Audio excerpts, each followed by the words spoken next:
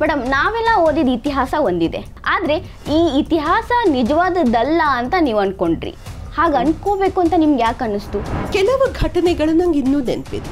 ಲಾಹೋರ್ನ ಪಾಕಿಸ್ತಾನ್ಗೆ ವಾಪಸ್ ಕೊಟ್ಟಿದ್ದು ಯಾರು? ಬ್ರಿಟಿಷರ್ಸ್ ಅಂದ್ರೆ ಅವ್ರ ದೇವ್ರು. ಬ್ರಿಟಿಷರ್ಸ್ ದೇಶ ಬಿಟ್ಟೋದ್ರೂ ಆ ದಾಸ್ಯದ ಮಾನಸಿಕತೆ ಸಿಕ್ಕಾಪಟ್ಟೆ ಇತ್ತು. ಜಲಿಯಾಂವಾಲಾ ಬಾಗದ್ ಬಂದ್ಲು, ನೋಡಿದ್ಲು, ಓ ಇದೇನಾ ಜಲಿಯಾಂವಾಲಾ ಬಾಗ್ ಅಂತ ನೋಡಿದ್ಲು, ಹೋದ್ಲು. ಇವರುಗಳನ್ನ ನೀವಿಷ್ಟು ಪ್ರಶಂಸಿಸೋದು? ಎಷ್ಟೋ ದಶಕಗಳು ಆ ಮೂರ್ತಿನ ತಿರುಪತಿಯಲ್ಲಿ ಅಲ್ಲಿ ಇಲ್ಲಿ ಮುಚ್ಚಿಟ್ಟಿದ್ರು. ದೇವಿ ಶಾರದಾ ಮಂದಿರ್, ಮಾ ಖೀರ್ ಭವಾನಿ ಮಂದಿರ್ ನಾಶ ಆಗಿದ್ದು ಯಾವಾಗ? ಸುಳ್ಳು ಕಥೆಗಳ ಆಧಾರದ ಮೇಲೆ ದ ಗ್ರೇಟ್ ಅಂದ್ಬಿಡೋದು. ಕೃಷ್ಣದೇವರಾಯ ಬರ್ತಿದ್ದಾನೆ ಅಂತ ಯಾರು ಮೂರ್ತಿ ಮುಚ್ಚಿಟ್ರ? ಗರ್ಭಗುಡಿಯ ಮೇಲೆ ಇಷ್ಟಗ್ಲ ಅರಬಿಕ್ ನಲ್ಲಿ ಬರ್ದಿದೆ. ಏನಂತ ಬರ್ದಿದೆ? ಅಂಡ್ ಬಾಬರ್ ಅಂತೂ ಕ್ಲಿಯರ್ ಆಗಿ ಹೇಳ್ತಾನೆ, ಈ ದೇಶ ನನಗಿಷ್ಟ ಇಲ್ಲ, ಈ ಹಿಂದೂಗಳ ಮಧ್ಯೆ ನನ್ನನ್ನ ಹೂಳಬೇಡಿ, ಜೋಧಾಬಾಯ್ ಜೋಧಾಬಾಯ್ ಅಂತ ಹೇಳ್ತಾರೆ. ಇತಿಹಾಸ ತೆಗೆದು ನೋಡ್ಲಿ, she was converted as soon as she got married. ನಮಸ್ಕಾರ ವೀಕ್ಷಕರೇ, ಹೊಸದಿಗಂತ ಡಿಜಿಟಲ್ ಚಾನೆಲ್ಗೆ ಸ್ವಾಗತ. ನಾನು ಸಾವಿತ್ರಿ. ವೀಕ್ಷಕರೇ, ಇದು ಸೋಷಿಯಲ್ ಮೀಡಿಯಾ ಯುಗ. ಟಿವಿನಲ್ಲಿ, ನ್ಯೂಸ್ ಪೇಪರಲ್ಲಿ, ರೇಡಿಯೋನಲ್ಲಿ, FM ಅಲ್ಲಿ ಒಂದಿಲ್ಲದೆ ಒಂದು ಮೂಲದಲ್ಲಿ ನಾವು ನ್ಯೂಸ್ಗಳನ್ನ, ಸುದ್ದಿಗಳನ್ನ, ಮಾಹಿತಿಗಳನ್ನ ನೋಡ್ತಾ ಇರ್ತೀವಿ. ಅದರಲ್ಲೂ ಸೋಷಿಯಲ್ ಮೀಡಿಯಾ ಬಂದಾಗಿಂದ ನಮಗೆ ಜಾಸ್ತಿ ಸೋಷಿಯಲ್ ಮೀಡಿಯಾ ಅಟ್ಯಾಚ್ಮೆಂಟ್ ಜಾಸ್ತಿ. ಅದರಲ್ಲೇ ಸುದ್ದಿ, ನ್ಯೂಸ್ ಏನೇ ಹೊಸದನ್ನ ಕಂಡ್ಕೋಬೇಕಾದ್ರೂ ಅದರಲ್ಲೇ ಕಂಡ್ಕೋತೀವಿ. ಅದೇ ರೀತಿ ನಿಮ್ಗೇನಾದ್ರೂ ಇತಿಹಾಸದಲ್ಲಿ ಇಂಟ್ರೆಸ್ಟ್ ಇದ್ದು ಇತಿಹಾಸದ ವಿಡಿಯೋಗಳನ್ನ, ನಮ್ಗೆ ಗೊತ್ತಿರೋ ಇತಿಹಾಸ ನಿಜಾನ ಸುಳ್ಳ ಅಂತ ಹುಡುಕಕ್ಕೆ ಅಂತ ಸೋಷಿಯಲ್ ಮೀಡಿಯಾದಲ್ಲಿ ಹೋಗಿದ್ರೆ ನೀವು ಇವ್ರನ್ನ ನೋಡಿರ್ತೀರ. ಇತಿಹಾಸವನ್ನ ಚೊಕ್ಕವಾಗಿ ಇರೋದನ್ನ ಇರೋ ರೀತಿಯಾಗೆ ಹೇಳ್ತಾರೆ. ಅವ್ರು ಯಾರಪ್ಪ ಅಂದ್ರೆ ಸೌಜನ್ಯ ಕೌಶಿಕ್ ಮೇಡಮ್. ಅವ್ರು ಇವತ್ತು ನಮ್ಮ ಜೊತೆಗಿದ್ದಾರೆ. ಬನ್ನಿ ಅವ್ರನ್ನ ಕಾರ್ಯಕ್ರಮಕ್ಕೆ ವೆಲ್ಕಮ್ ಮಾಡೋಣ. ಮೇಡಮ್ ನಮಸ್ಕಾರ. ನಮಸ್ತೆ. Thank you madam. ಈಗ ನೀವು ಎಲ್ರಿಗೂ ಗೊತ್ತಾಗಿದ್ದೀರಾ, ಅಂದ್ರೆ ವಿಡಿಯೋಸ್ನ ಮಾಡ್ತಾ ಇರ್ತೀರಾ ಇತಿಹಾಸದ ಬಗ್ಗೆ. ಫೇಮಸ್ ಆಗಿದ್ದೀರಾ. ಆಕ್ಚುಲಿ ನಿಮ್ಮ ವಿಡಿಯೋಸ್ನ ಸ್ವಲ್ಪ ಜನ ನೋಡ್ಬಿಟ್ಟು ನಿಮ್ಮನ್ನ ಗೊತ್ತು ಮಾಡ್ಕೊಂಡಿದ್ದಾರೆ. ಸೌಜನ್ಯ ಕೌಶಿಕ್ ಅನ್ನೋರು ಫೇಮಸ್ ಆಗಿದ್ದೀರಾ.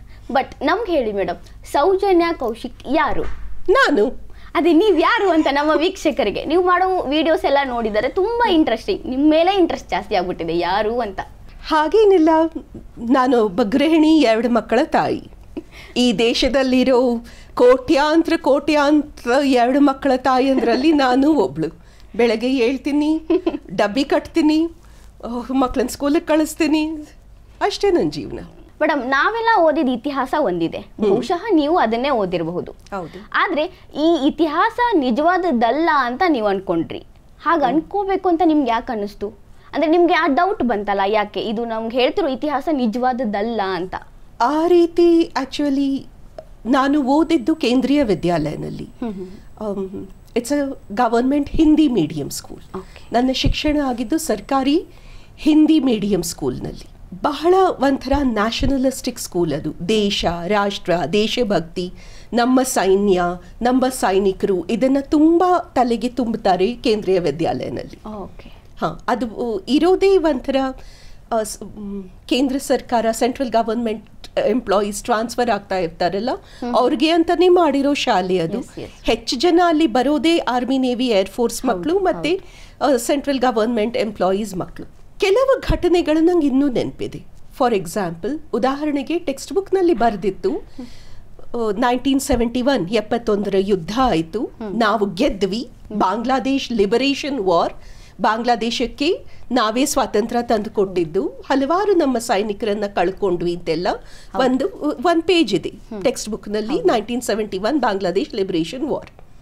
ಮತ್ತೆ ಅಲ್ಲಿ ನಮ್ಮ ಟೀಚರ್ಸ್ ನಮಗೆ ಹೇಳಿದ್ದು, ಇನ್ಫ್ಯಾಕ್ಟ್ ಹಳೆ ನ್ಯೂಸ್ ಪೇಪರು, ಹಳೆ ಫೋಟೋಸ್ ತಂದು ತೋರಿಸಿದ್ರು. 71ನಲ್ಲಿ ನಾವು ಗೆದ್ದಿದ್ವಿ, ಇಡೀ ಲಾಹೋರ್ ನಗರಿ ಇಂಡಿಯನ್ ಆರ್ಮಿ ಕಾನ್ಕರ್ ಮಾಡ್ಕೊಂಡಿತ್ತು. ಇಂಡಿಯನ್ ಆರ್ಮಿ ಪೂರ್ತಿ ಲಾಹೋರ್ ಮೇಲೆ ವಶಪಡಿಸ್ಕೊಂಡಿತ್ತು. ಲಾಹೋರ್ನ ಬಿಲ್ಡಿಂಗ್ ಮೇಲೂ ತ್ರಿವರ್ಣ ಧ್ವಜ ಇತ್ತು, ತಿರಂಗ ಝಂಡಾ ಹಾರಿಸ್ಬಿಟ್ಟು ಬಂದಿದ್ರು. ನಮ್ಮ ವಂದೇ ಮಾತರಂ ಹಾಡಿಕೊಂಡು ಲಾಹೋರ್ ಇಡೀ ಓಡಾಡಿದ್ರು ಅಂತ. ಸೆಂಟ್ರಲ್ ಲಾಹೋರಲ್ಲಿ ಭಾರತದ ಆರ್ಮಿ ಟ್ಯಾಂಕ್ ಮೇಲೆ ನಿಂತ್ಕೊಂಡು ಹೀಗೆ ಡ್ಯಾನ್ಸ್ ಮಾಡ್ತಾ ಇರೋ ಸೈನಿಕರ ಫೋಟೋಸ್ ಇತ್ತು.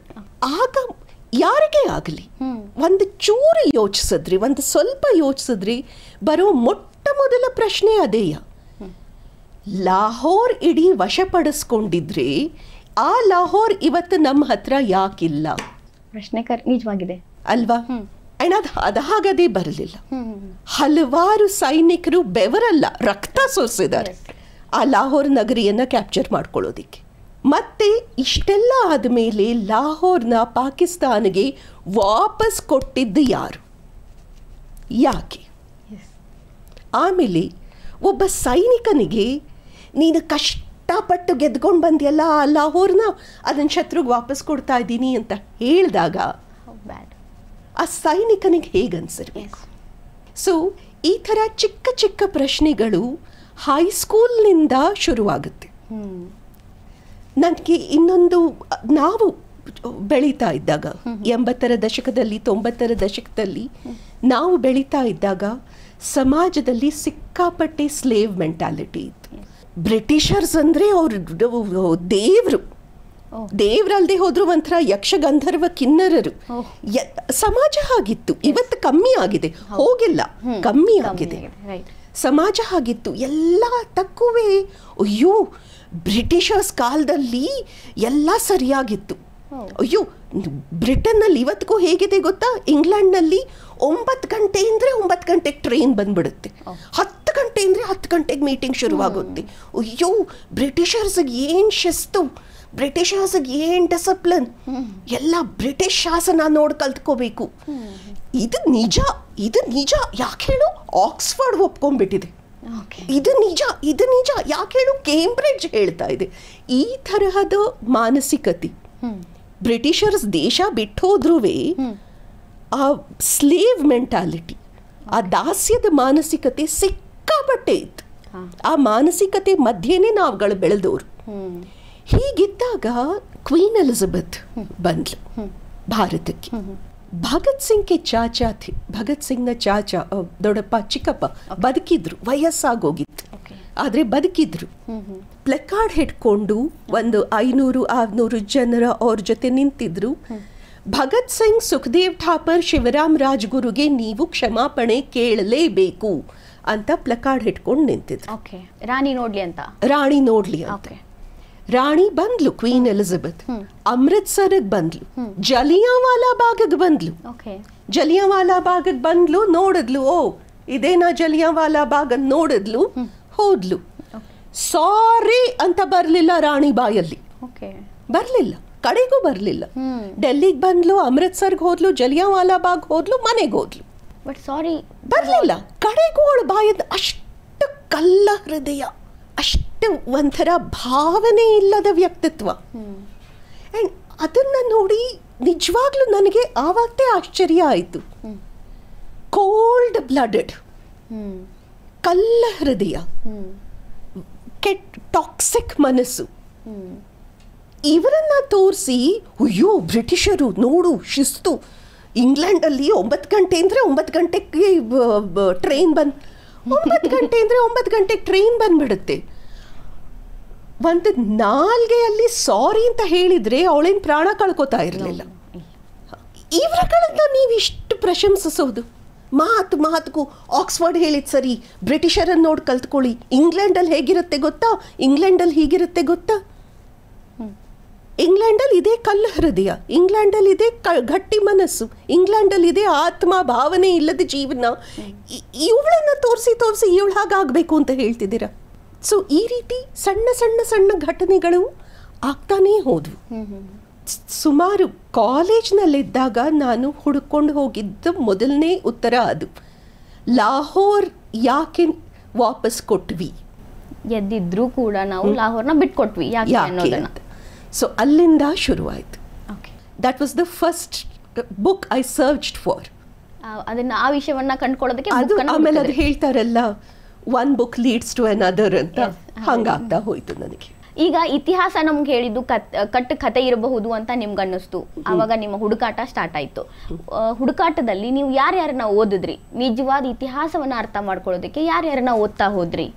ಬೇಕಾದಷ್ಟು ಜನ ಆಥರ್ಸ್ನ ಓದ್ತಾ ಹೋದೆ, ಬೇಕಾದಷ್ಟು ಜನ.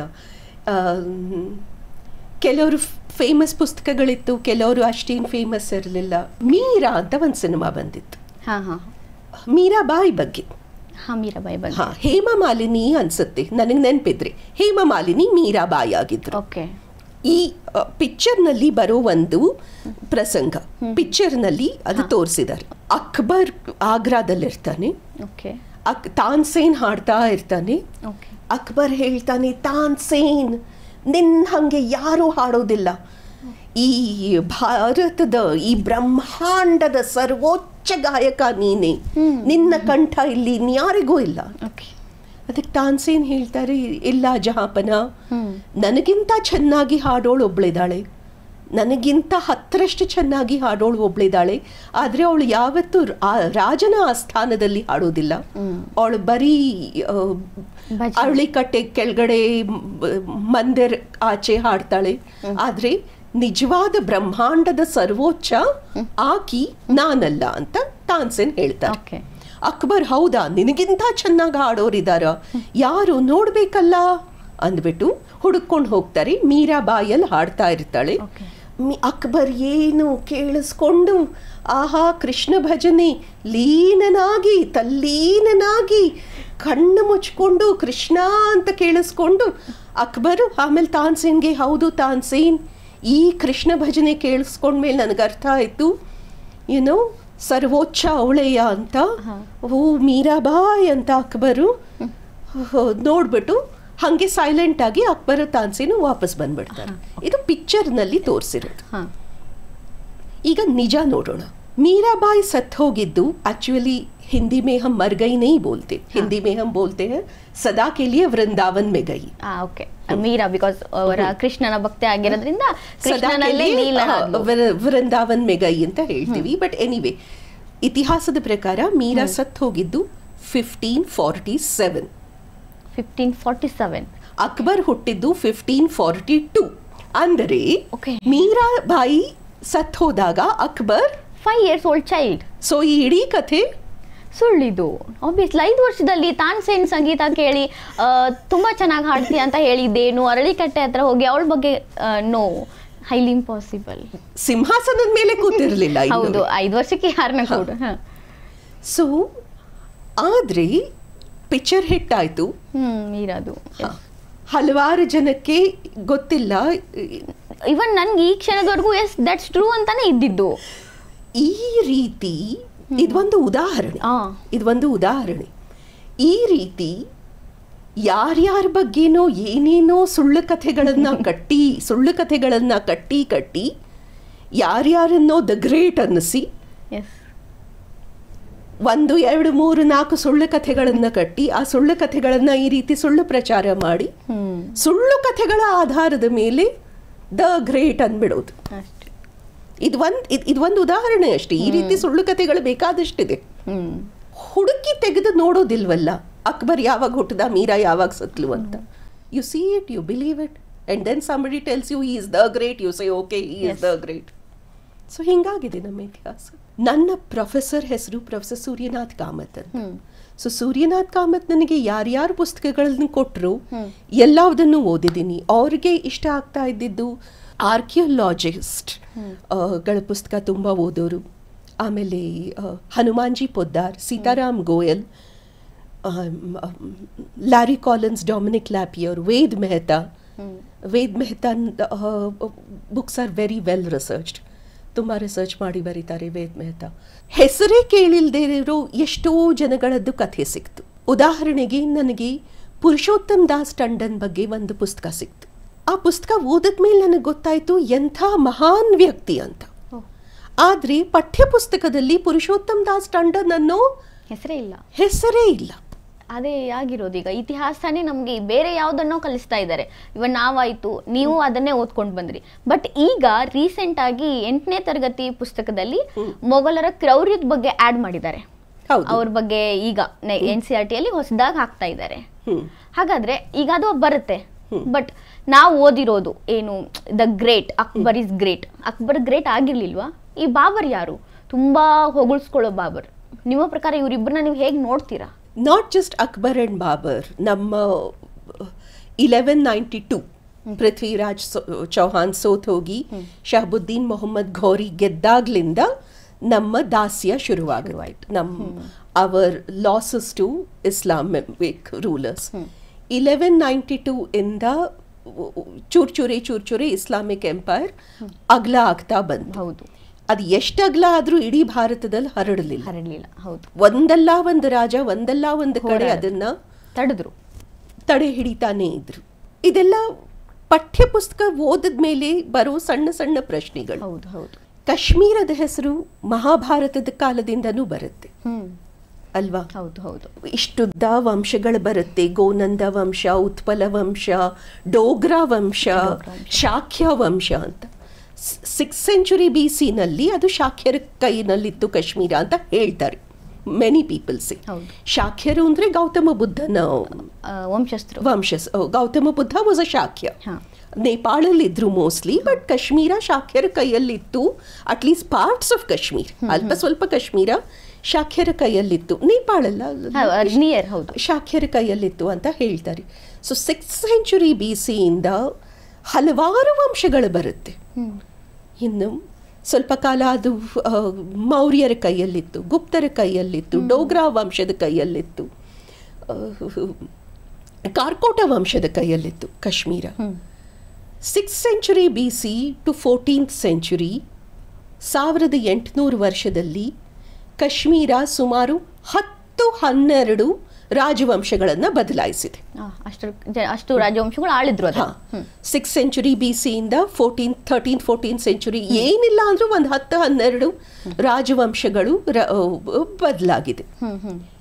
ನಮಸ್ತೆ ಶಾರದಾ ದೇವಿ ಕಾಶ್ಮೀರ ಪುರವಾಸಿನಿ.